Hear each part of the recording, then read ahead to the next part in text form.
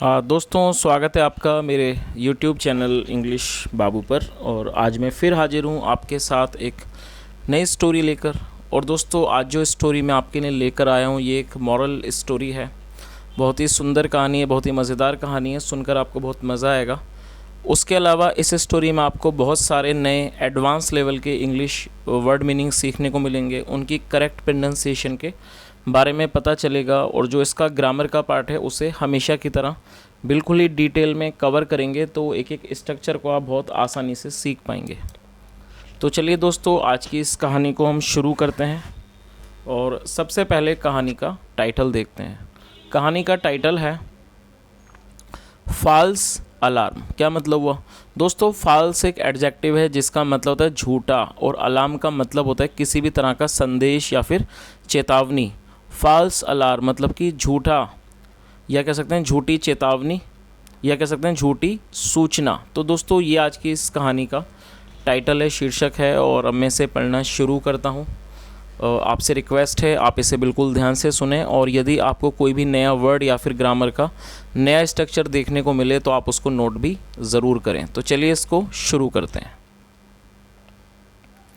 There was a shepherd in a village. क्या मतलब हुआ दोस्तों? ये जो हमारा वाक्य है ये सिंपल पास्ट का वाक्य है। जब हम पास्ट में कोई भी ऐसा वाक्य बनाते हैं जहाँ पर वॉज या वर का प्रयोग किया जाता है हेल्पिंग ऑफ के रूप में, और साथ में कोई भी नाउन या फिर एडजेक्टिव को लेकर वाक्य बनाया जाता है, इस तरह का जो वाक्य है वो सिंपल पास्ट का वाक्य कहलाता है, जहाँ पर किसी भी तरह की वर्ब का प्रयोग नहीं किया जाता है। और दोस्तों, यहाँ पर आपको एक और चीज़ याद रखनी है। यदि इस तरह का वाक्य की शुरुआत देयर से होती है तो वहाँ पर देयर का कोई अलग से अर्थ नहीं निकाला जाता, उसकी कोई मीनिंग नहीं होती है। तो इस लाइन का क्या मतलब हुआ? There was a shepherd in a village. दोस्तों, शेफर्ड का मतलब होता है पशु चराने वाला, जिसे या फिर जिसे गडेरिया कहते हैं, चरवाहा भी कहा जाता है, जो पशु वगैरह चराते हैं। तो इस पूरी लाइन का क्या मतलब हुआ? There was a shepherd in a village मतलब एक गांव में एक चरवाहा था।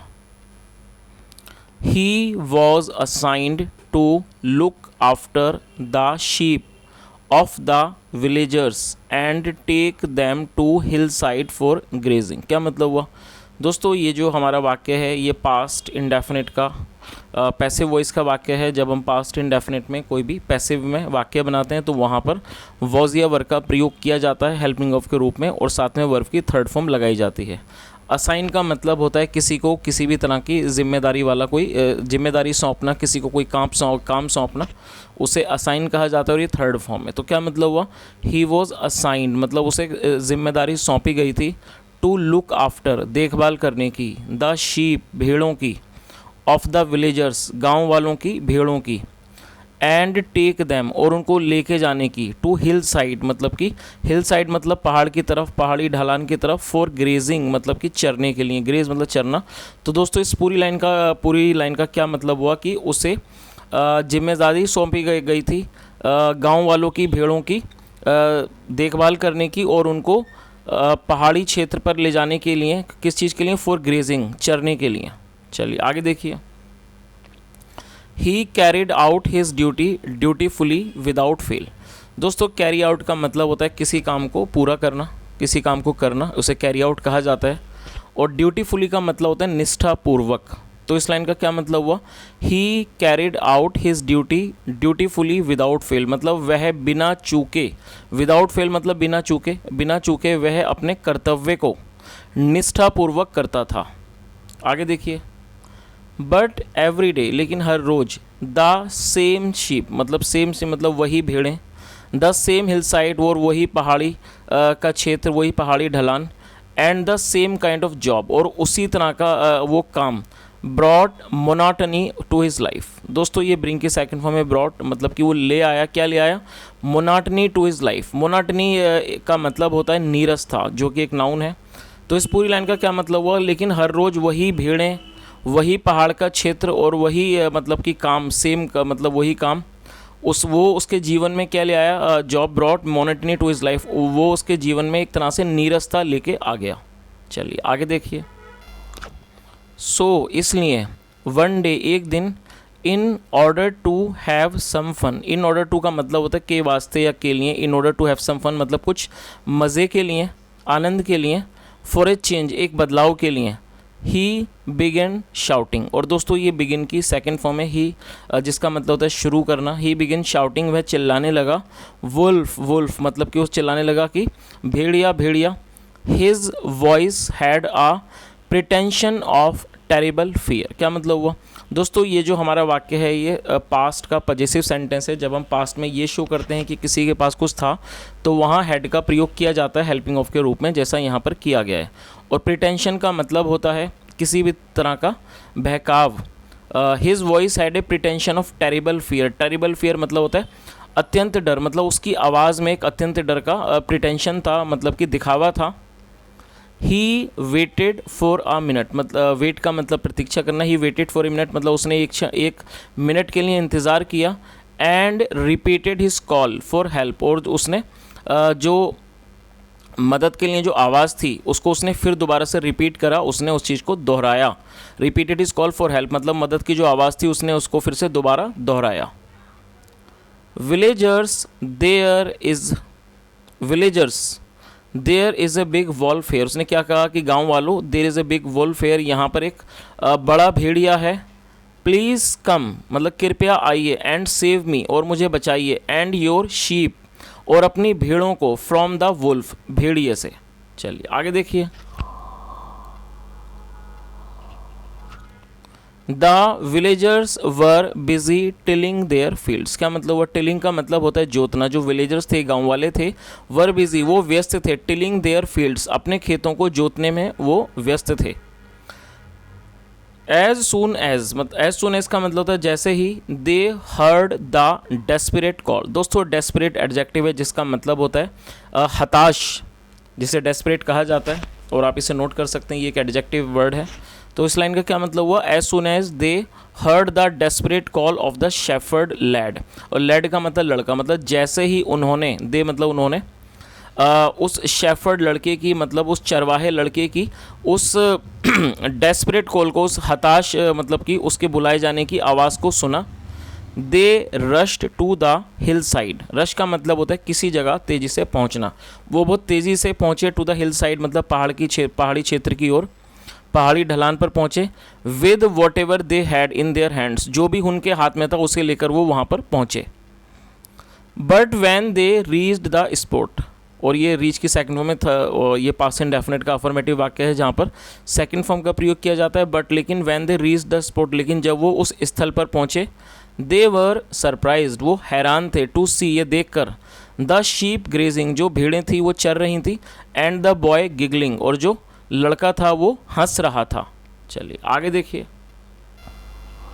और दोस्तों यहाँ पर आप इस चित्र को देख सकते हैं कि ये जो लड़का है, जो एक चरवाहा है, वो चिल्ला रहा है, शोर मतलब कि शोर कर रहा है, मदद के लिए लोगों को पुकार रहा है। यहाँ भेड़ें चल रही हैं और ये जो गांव वाले हैं, विलेजर्स हैं, वो उसकी आवाज़ को सुनकर उसकी तरफ दौड़े चले आ रहे हैं। चलिए आगे देखिए। व्हेन आस्क्ड मतलब कि जब पूछा गया, द शेफर्ड लैड सेड। क्या मतलब वो व्हेन आस्क्ड मतलब जब पूछा गया, द शेफर्ड लैड सेड चरवाहे लड़के ने कहा। There is no wolf here मतलब कि यहाँ कोई भेड़िया नहीं है। I yelled for help. दोस्तों येल का मतलब भी चिल्लाना होता है और आप इस वर्ड को नोट कर सकते हैं, और ये सेकंड फॉर्म है येल्ड। तो उसने क्या कहा, there is no wolf here यहाँ कोई भेड़िया नहीं है। आई येल्ड फॉर हेल्प मतलब मैंने मदद के लिए चिल्लाया। Just to have some fun मतलब सिर्फ एक आनंद के लिए, सिर्फ एक मजाक के लिए, मन बहलाने के लिए। एंड ब्रिंग सम चेंज और एक बदलाव लाने के लिए। All of you please go back मतलब आप सब कृपया करके वापस जाइए। एंड डू योर वर्क और अपना काम कीजिए। चलिए आगे देखिए।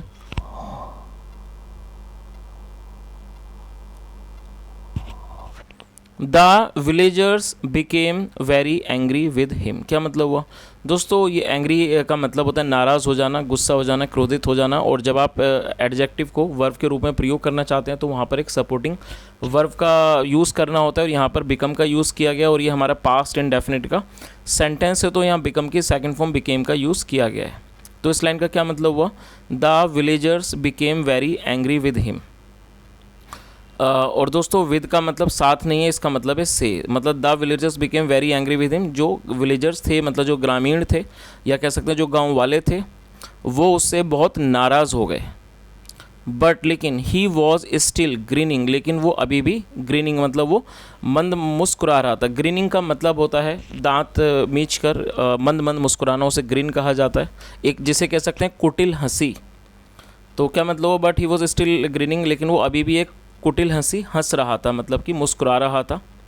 One of the villagers said angrily. दोस्तों एंग्रीली एडवर्ब है जिसका मतलब होता है गुस्से से, क्रोध से, और एडवर्ब का मतलब होता है ऐसा शब्द जो किसी वर्ब की विशेषता को बताए। तो क्या मतलब हुआ, one of the villagers said angrily, मतलब एक ग्रामीण ने गुस्से से कहा, you call it fun for a change, मतलब आप इसको एक फ़न बोलते हो, फॉर ए चेंज एक बदलाव के लिए, बट लेकिन आई कॉल इट फुलिशनेस, लेकिन मैं इसको एक बेवकूफ़ी कह बोलता हूँ। फुलिशनेस मतलब बेवकूफ़ी। तो उसने कहा, एक गांव वाले ने क्या कहा कि आप इसको एक मजाक समझते हो, एक मजाक कहते हो एक बदलाव के लिए, लेकिन मैं इसको एक मूर्खता कहता हूँ, मूर्खता। We were busy doing our work, मतलब हम व्यस्त थे अपने काम करने में। We are not making fun, हम मजाक नहीं कर रहे हैं, मतलब हम हंसी मजाक नहीं कर रहे हैं। We are doing hard work, हम परिश्रम कर रहे हैं, हम मेहनत कर रहे हैं। लेट मी टेल यू, मतलब मुझे आपको बताने दो। ओफन मतलब अक्सर, दीज एक्ट्स मतलब जो अक्सर जो इस तरह के जो एक्ट्स होते हैं, काम होते हैं, प्रूव टू बी मिसलीडिंग, वो क्या होते हैं, वो मिसलीडिंग मतलब कि भटकाने वाले साबित होते हैं। मिसलीडिंग मतलब भटकाने वाला। Take it as you like, आप जैसा चाहो इसको वैसा समझो, बट लेकिन बी वेरी केयरफुल, लेकिन सावधान रहना, इन फ्यूचर भविष्य में, और एल्स वरना, वन डे एक दिन, you are going to repent for it, आपको आप एक दिन इसके लिए पछताओगे। रिपेंट का मतलब पछताना। तो उसने क्या कहा, और else one day you are going to repent for it, मतलब वरना एक दिन आप इसके लिए पछताओगे। चलिए आगे देखिए।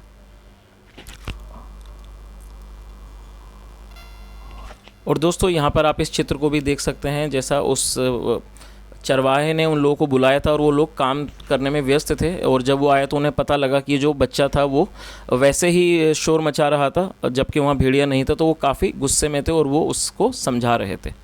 चलिए आगे देखिए, आगे क्या होता है। नेक्स्ट डे मतलब कि अगले, नेक्स्ट डे अगेन मतलब कि फिर नेक्स्ट डे अगेन, अगले दिन दोबारा, the shepherd lad took the sheep to the hill side. और दोस्तों ये भी हमारा पास्ट इंडेफिनिट का अफर्मेटिव वाक्य है जहाँ सेकंड फॉर्म का प्रयोग किया गया है। टेक का मतलब होता है ले जाना, और ये सेकंड फॉर्म है टुक। तो क्या मतलब हुआ कि अगले दिन दोबारा, द शेफर्ड लैड मतलब जो चरवाहा लड़का था, टुक द शीप वो भेड़ों को ले गया, टू द हिल साइड मतलब पहाड़ी ढलान की तरफ ले गया, फॉर ग्रेजिंग चराने के लिए। बट लेकिन एज ही वॉज सिटिंग मतलब जैसे वो बैठा हुआ था, सिटिंग अंडर अ ट्री एक पेड़ के नीचे, and playing on his flute और वो अपनी बांसुरी को बजा रहा था, he heard some huffing and growling. दोस्तों आप इन दोनों वर्डों को नोट कर सकते हैं। हफिंग का मतलब होता है हाँफना और ग्रोलिंग का मतलब होता है गुर्राना। तो इस पूरी लाइन का क्या अर्थ हुआ, इसे एक बार देख लेते हैं कि जब वो एक पेड़ के नीचे बैठा हुआ था और अपनी बांसुरी बजा रहा था, he heard some huffing and growling, उसने कुछ हाँफने की और गुर्राने की आवाज़ सुनी। हफिंग और ग्रोलिंग मतलब हाँफने की और गुर्राने की जो आवाज़ थी उसको उसने सुना। ही लुक्ड अप उसने ऊपर देखा, and there really was a big wolf advancing towards the flock of sheep. और दोस्तों एडवांस का मतलब होता है बढ़ना। तो इस लाइन का क्या मतलब हुआ, ही लुक्ड अप उसने ऊपर देखा, and there really was a big wolf और वास्तव में वहाँ एक बड़ा भेड़िया था। बिग वुल्फ एडवांसिंग जो बढ़ रहा था, towards the flock of sheep जो भेड़ों के झुंड की तरफ बढ़ रहा था। The sheep began bleating and running asunder, क्या मतलब हुआ, द शीप और ये बिगिन की सेकंड फॉर्म है। और दोस्तों ब्लीट का मतलब था मिमियाना। द शीप बिगेन ब्लीटिंग जो भेड़ें थी वो मिमियाने लगी, एंड रनिंग असंडर और वो तितर बितर होकर भागने लगी। चलिए आगे देखिए। वुल्फ वुल्फ मतलब भेड़िया भेड़िया, शाउटेड द शेफर्ड लैड जो चरवाहा लड़का था वो चिल्लाया, at the top of his voice अपनी पूरी जो उसकी आवाज़ थी मतलब पूरी जो उसकी आवाज़ की जो ऊंचाई थी उसमें वो चिल्लाया। दिस टाइम इस बार ही वॉज रियली डेस्परेट मतलब इस बार वो वास्तव में डेस्परेट था, मतलब वो हताश था, उसे बहुत ही ज़्यादा मतलब कि ज़रूरत थी मदद की, इसलिए वो डेस्परेट था। ही रियली नीडेड हेल्प उसे वास्तव में मदद की ज़रूरत थी। His voice had a touch of real fear और जो उसकी आवाज़ में एक वास्तविक डर का जो एक मतलब क्या था, स्पर्श था। He was trembling and looking towards, tremble का मतलब कांपना, ही वॉज ट्रैम्बलिंग वह कांप रहा था, and looking towards the village, और वो गांव की तरफ देख रहा था, विद होपफुल आइज मतलब आशावादी या कह सकते हैं उम्मीदों से भरी आंखों के साथ वो गांव की तरफ देख रहा था। चलिए आगे देखिए।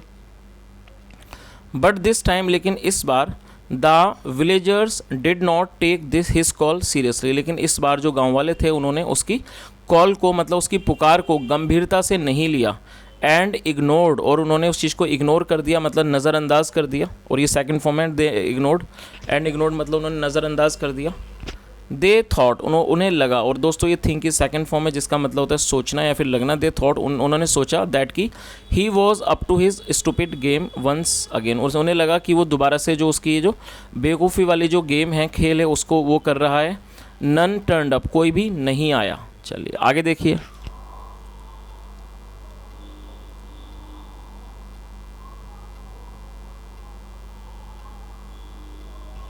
The wolf saw the shepherd lad trembling with fear, जो वुल्फ था, भेड़िया था, उसने उस चरवाहे लड़के को कांपते हुए देखा, डर से कांपते हुए देखा। And could easily make out, और वो धीरे मतलब आसानी से समझ गया that there will be no resistance, कि कोई भी रेजिस्टेंस मतलब कोई भी प्रतिरोध नहीं होगा। कोई रेजिस्टेंस का मतलब होता है कोई भी रोकथाम, प्रतिरोध, और वो समझ गया कि कोई भी प्रतिरोध नहीं होगा फ्रॉम हिज साइड, उसकी तरफ से। The wolf then caught one bleating sheep, उसके बाद जो वुल्फ था, भेड़िया था, उसने एक मिमियाती हुई शीप को मतलब भेड़ को पकड़ लिया, बाय हिज नेक, उसकी गर्दन से। एंड टुक इट अवे, और उसको ले गया, इन हिज प्रेजेंस, उसकी उपस्थिति में। चलिए आगे देखिए। The shepherd lad went back, जो वो शेफर्ड मतलब चरवाहा लड़का था, वेंट बैक, वो वापस गया, वेंट बैक होम, वो घर वापस गया। एंड नरेटेड द सीन, और उसने इस चीज़ को नरेट का मतलब होता है बताना, उसने बताया द सीन, इस दृश्य के बारे में, with a touch of repentance. With a touch of repentance मतलब एक पछतावे वाली तरह से उसने इस चीज़ को बताया। His parents and the villagers admonished him, his parents and the villagers admonished him, admonished का मतलब होता है किसी को धिक्कारना, उसके माता पिता ने और गांव वालों ने उसे धिक्कारा। He too apologised for his folly, और उसने भी अपोलोजाइज का मतलब था माफ़ी मांगना। He too apologised for his folly, उसने भी अपनी बेवकूफ़ी के लिए माफ़ी मांगी। ही प्रॉमिस्ड, उसने वादा किया दैट कि he would not act in such A foolish manner in future, और उसने वादा किया कि वह कभी भी that he would not act in such A foolish manner in future, मतलब वह कभी भी भविष्य में इस तरह की जो मूर्खतापूर्ण काम है वो कभी भी नहीं करेगा। चलिए दोस्तों, अब इस कहानी का जो मॉरल है हम वो भी एक बार देख लेते हैं। People don't believe liars even when they tell the truth, क्या मतलब हुआ? पीपल डोंट बिलीव लायर्स मतलब जो लोग हैं वो झूठों पर विश्वास नहीं करते हैं। Even when they tell the truth, यहाँ तक कि जब वो सच भी बोलते हैं तब भी वो उन पर विश्वास नहीं करते हैं। तो दोस्तों, ये आज की एक बहुत छोटी सी कहानी थी और मैं उम्मीद करता हूँ कहानी आपको अच्छी लगी होगी। उसके अलावा इस कहानी का जो संदेश है, जो मॉरल है, वो भी आपको बहुत अच्छा लगा होगा। जैसा हमने कहानी में देखा कि वो जो बच्चा था, जो चरवाहा था, लड़का था, वो सिर्फ मजाक के मूड में था और वो मतलब कि उसने इस तरह से करा कि वो उसे लगा कि अगर मैं ऐसे करूँगा तो उसे शायद उस चीज़ में आनंद आया, मज़ा आया। लेकिन जब वो असल में एक बार भेड़िया आ गया तो कोई भी उसकी मदद के लिए नहीं आया। तो दोस्तों, बिल्कुल ही सच कहा गया है कि जो झूठे लोग होते हैं उन पर कोई भी यकीन नहीं करता, और जब वो कई बार जब वो सच बोलते हैं तब भी लोग उन पर विश्वास नहीं करते हैं। तो दोस्तों, ये आज की एक छोटी सी कहानी थी, और कहानी अच्छी लगी हो तो और मेरा पढ़ाने का प्रयास आपको अच्छा लगा हो तो आपसे रिक्वेस्ट है, वीडियो को ज़रूर लाइक करें, शेयर करें, चैनल को भी सब्सक्राइब करें। और यदि आज की इस स्टोरी में आपने कोई नया वर्ड सीखा हो, और मैं पूरी उम्मीद करता हूं कि आज की स्टोरी में आपको कुछ नए वर्ड ज़रूर मिल रहे होंगे, तो कमेंट के माध्यम से ज़रूर बताएं। सुनने के लिए thank you so much. Have a nice day and bye.